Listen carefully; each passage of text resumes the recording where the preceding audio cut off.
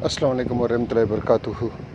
मैं हूं शफ़ी बलोच और आप देख रहे हैं बज़म रूहानी यूट्यूब चैनल। जिन साथियों ने चैनल को सब्सक्राइब नहीं किया वो चैनल को सब्सक्राइब कर लें और घंटी के बटन को प्रेस कर दें, जैसे मेरे नए आने वाली वीडियो की इत्तला आप तक फौरी तौर पर पहुंच सके। साथियों, जैसे कि आज वाले अमल का नाम है रूहानी गुस्ल।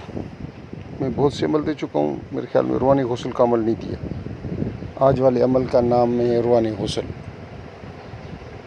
इससे आपके ऊपर जो भी रूहानी मर्ज़ मुसलत कर दिए जाते हैं, लोग जादू के हिसाब से जादू कर देते हैं, बंदे को बांध देते हैं, बंदिशें लग जाती हैं और अजीब व गरीब किस्म के उनके साथ वाक़यात शुरू हो जाते हैं और रूहानी मसले मसाइल पैदा हो जाते हैं। रूहानी तो आपने ये तलस्म जो है इसको इस्तेमाल करना है। अच्छा, इस तलस्म को आप पानी में डालकर भी पी सकते हैं। इसी तिलस्म को आप पानी में डालकर उससे नहा भी सकते हैं। आप इसी तिलस्म को बतौर धुनी के भी इस्तेमाल कर सकते हैं। रूहानी मसाइल व जिस्मानी मसाइल बीमारी हो तब भी ये काम आएगा, या जिस्मानी बीमारी हो या रूहानी बीमारी हो, इन दोनों में शिफा के लिए काम आएगा। अजीब व गरीब किस्म का तिलस्म है।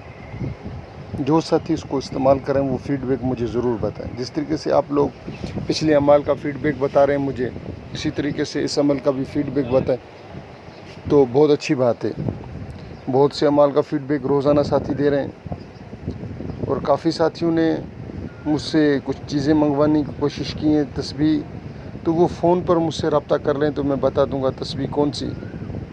तस्बीह इतनी महंगी नहीं है, 2,500 रुपये की तस्बीह है, वो 2,500 से 3,000 रुपये की। मुख्तलिफ दो तस्बीहें, एक पत्थर की तस्बीह और एक हल्की प्लास्टिक वाली तस्बीह है।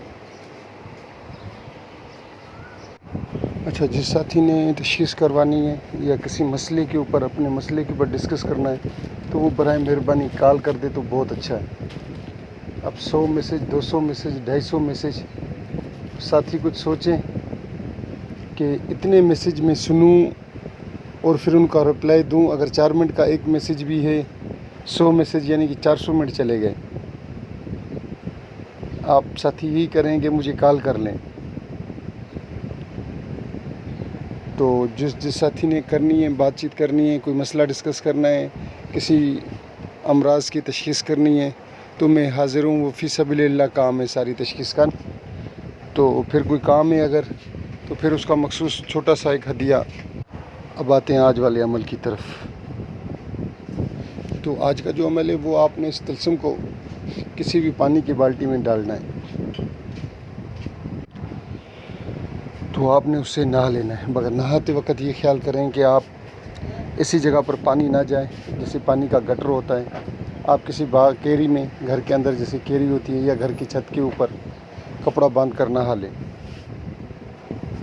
या कोई बड़ा सा पानी का टब रखें और उस टब के अंदर नहाएं और फिर वो पानी फिर आप उस पानी को किसी केरी में डाल दें, किसी बाग में डाल दें, या छत के ऊपर आप उसका हल्का हल्का सा छिड़काव कर दें, जिससे वो पानी ख़ुद ब खुद सूख जाए। 4-5 जग होने चाहिए जिससे आपका पूरा जिस्म गीला हो जाए।